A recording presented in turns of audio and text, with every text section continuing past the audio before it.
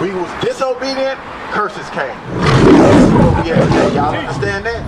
We are the people of God. We are the people of this book. They're not going to teach you this at TSU. Right. Even though they got Bible curriculum up there, right? But they got kind of sort of Bible curriculum. They just stepping up there, stepping and having sex with each other up there. Yeah, and jumping around and getting poured out up there. Right. That's all they do. Is that what they doing up there? I know TSU, the cute dogs up there going down. Hold on now, everybody ain't up there doing it. Oh, okay, not everybody. Somebody up there learning. Okay. Some people up there learning, but the majority of the youngsters is coming from these cities. Everybody can't do that. I'm gonna say the youngsters. All right. The younger generation up there, when they go to college, man. I'll be scared to send my kids to HBCU right now. My daughter's 16. I'd rather go up there and learn in Benzion somewhere than to go down here with our own people.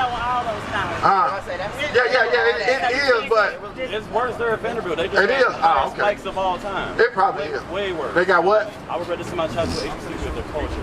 Yeah. I don't know. It's hard. It's hard either way. It's hard. You know what I'm saying? That's a real decision you got to make because it's bad at Vanderbilt. It's bad at every college. You know what I'm saying? I ain't gonna take nothing, but it's worse on HBCU colleges. I ain't gonna lie.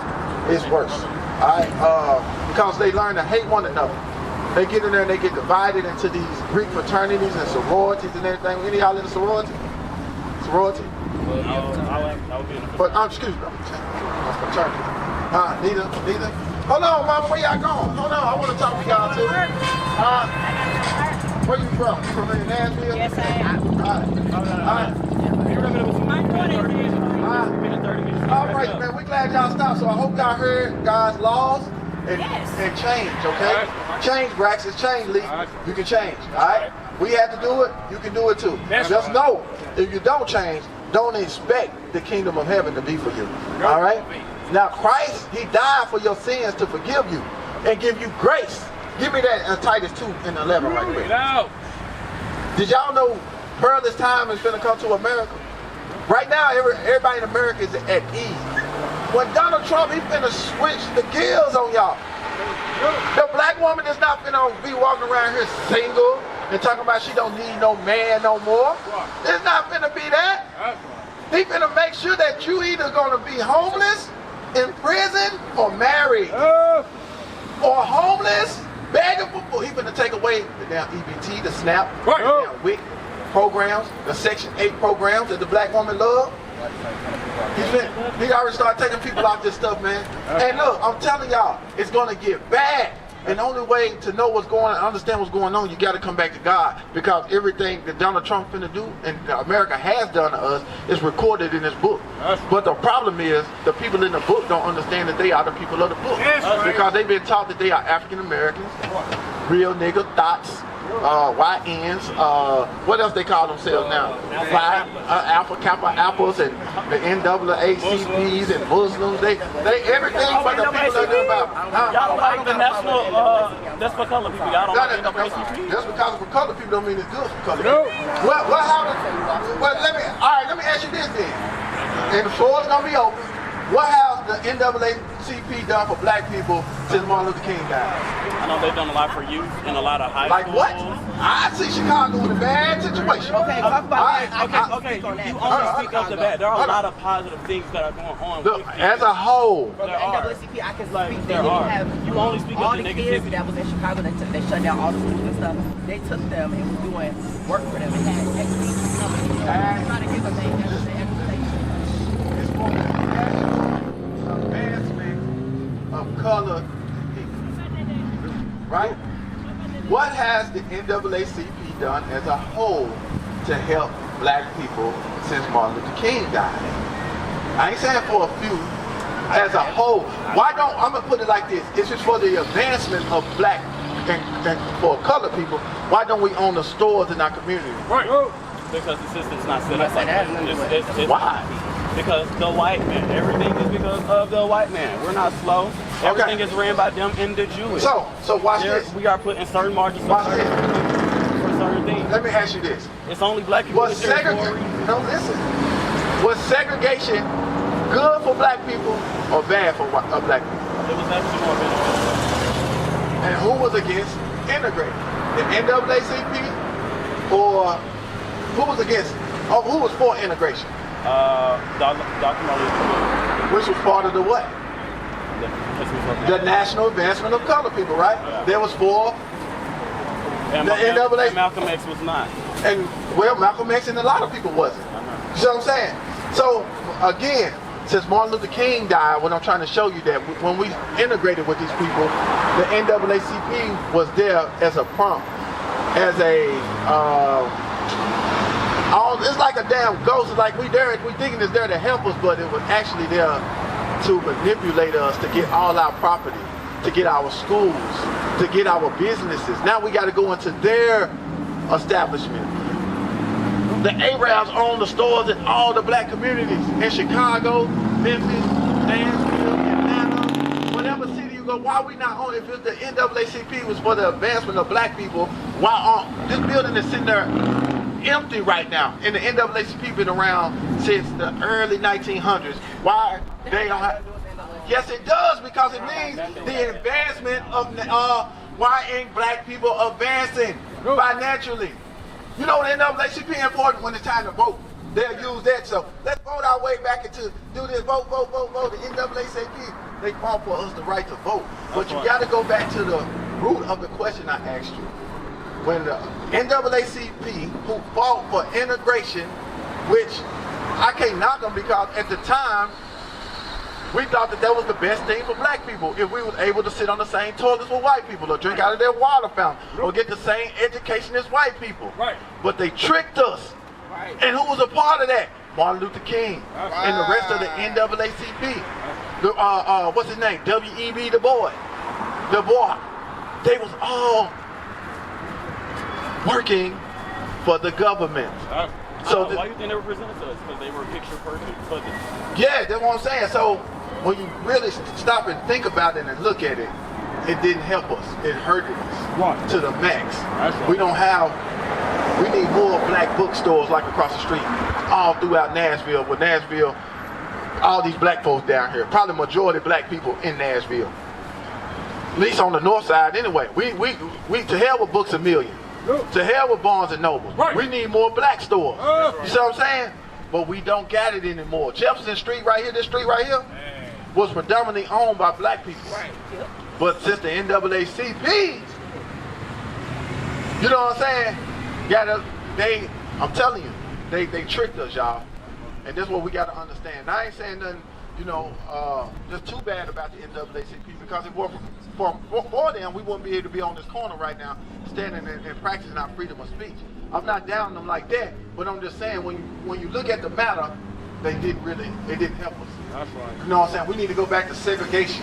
White people need to have their own, and black people need to have their own. Right. We need to have our own internet. We need to have our own YouTube. Right. We need to have our own hospitals. Right. We need to have our own movie theaters. We need to have our own car lots. Right. We need to have our own primary care doctors. Right. We need to have our own. Because when we join white people, they're killing us. We need to have our own food supply. White people, they cloning and GMO and everything. Right. They killing us. And I ain't saying this out of hatred, that's what they doing. These people trying to play God. We the children of God, they trying to play our daddy. That's why they want to take care of you. They said, look, we got to keep them enslaved. We got to keep them in, we got to keep them in subjective, in servitude. That's what he's trying to do. We got to tell them niggas what to do. They not civilized without us. That's how white people think. You know what I'm saying? This is why you got to come back to this Bible, bro. You got to come back to who we are and do what? Keep God's laws, His statutes, and His commandments. David, come teach you. We gotta go. One more scripture, man. Hey, Hey, version of the Bible. this is King James Bible, 1611. Y'all understand y'all Israel, right? Y'all understand y'all 12 tribes of Israel? Give me Deuteronomy 10 and 12. God requires something. If y'all want to get into the kingdom, we gotta work on ourselves, work on our spirits. Like I used to be in the athletic world, playing sports. I'm into the knowledge of the truth, and I want to help my people understand this Bible. So we come out here and teach the Bible to the people. So we got to help each other. Without this Bible, we done. Without understanding this Bible, we finished. Read. The book of Deuteronomy, chapter 10 and verse 12. And now, Israel, what does the Lord thy God require of thee? You from Chicago, right? I got family in Chicago, right? What's your name? You from Memphis, right? Yeah. So God got requirements from y'all. Read. But to fear the Lord thy God. We got to fear God by keeping his spiritual commandments. This is a spiritual commandment. The spiritual commandment, what the captain brought out, we can't eat pork. If you hate this system, you will stop eating pork. Right. You will shut down the white man's system by not eating pork. And all our people won't be sick out here and go to the hospital. Read. To walk in all his ways. You gotta walk in his commandments. You gotta walk like a king, a prince. Read. Yes, and to love him. You love him by keeping his commandments. Read. And to serve the Lord thy God with all thy heart and with all thy soul. With your mind, you gotta serve God. Hey, I'm a child of God. I'm not gonna let these nations. I'm not gonna let these nations deceive my people. I'm gonna stand up for my people. Read. To keep the commandments of the Lord and his statutes, which I command thee this day for thy good. How we get into the kingdom? Give me Matthew 19. How we get into the kingdom, my brother? I know you got time. I know you got to go. I ain't trying to be rude, but you reading the same thing he's saying. He just repeated all of that. We got that told part. those same verses. Yeah, so I'm just trying to check for understanding, y'all. I got it. We got, Okay, I'm telling you. There was no arguing anything. We got it. I've been raised in the church. My dad's a pastor. I got it. Hold on, let me touch on that hair though. That blind. Let me touch on the blind. Like we can't envy our oppressor, right? You know, you see I don't want to be a white man. That's not what I'm doing. But when our people walk around with blonde hair, they envy their oppressor. Give me Proverbs 3:31. That's not what it is. That's what it is. You look at Michael Jackson. You look at Serena Williams. Why she changed her skin color to bleach her skin? I don't hate my skin color. But when you, I'm not mature. I like dyeing my hair because I'm artistic. but we don't supposed to do that as the children of God. We can't serve God like that. But read this. The book of Proverbs, chapter 3 and verse 31. Envy thou not the oppressor, and choose none of his ways. You can't envy the oppressor by changing our hair color blonde.